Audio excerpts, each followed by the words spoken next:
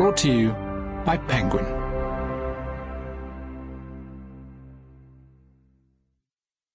Sparks, written and read by me, Ian Johnson. Even in the darkest of times, we have the right to expect some illumination, and that such illumination may well come less from theories and concepts than from the uncertain, flickering, and often weak light that some men and women, in their lives and their works, will kindle under almost all circumstances and shed over the time span that was given them on earth. This conviction is the inarticulate background against which these profiles were drawn. Eyes so used to darkness as ours will hardly be able to tell whether their light was the light of a candle or that of the blazing sun. Hannah Arendt, Men in Dark Times. Preface. If one trend unites people around the world, it is how history has become a battleground for the present. Perhaps it has always been this way. Humans have no sure way of predicting the future, and so search the past for clues. Certainly, if we look at our own countries today, whether in Africa, the Americas, Asia, or Europe, history remains contentious. Americans still debate the centrality of slavery to U.S. history. Europeans grapple with the brutality of their colonial empires. Young Africans unearth buried memories of the Biafra War and the apartheid era. One could easily include Japan, Singapore, India, and dozens of other countries where events that occurred before most people were born have become crucial to shaping the future.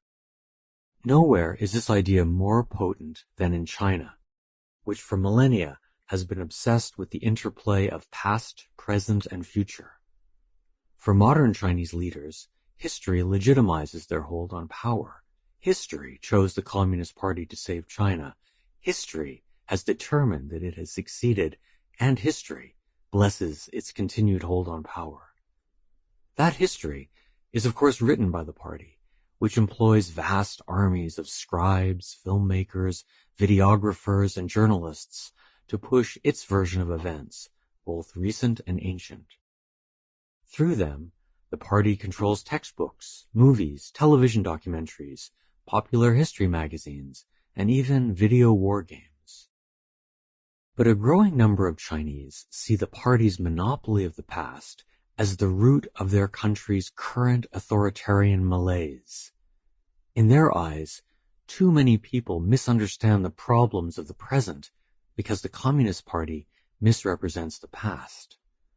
If people grow up thinking that the Chinese Communist Party played a key role in fighting the Japanese, took power thanks to popular support, and is led by a group of meritocratic patriots, then they will have a hard time understanding why China is prone to purges, corruption, and political violence.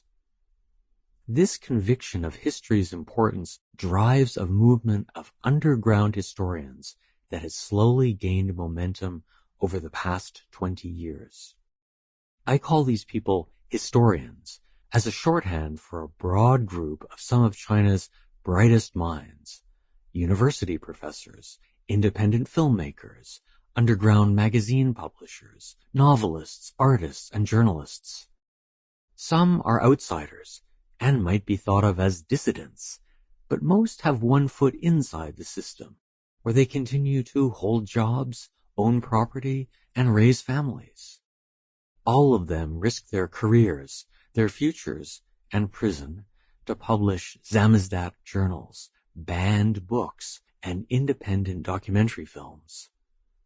They seek to correct the party's misrepresentation of the past and change their country's slide toward ever stronger authoritarian control.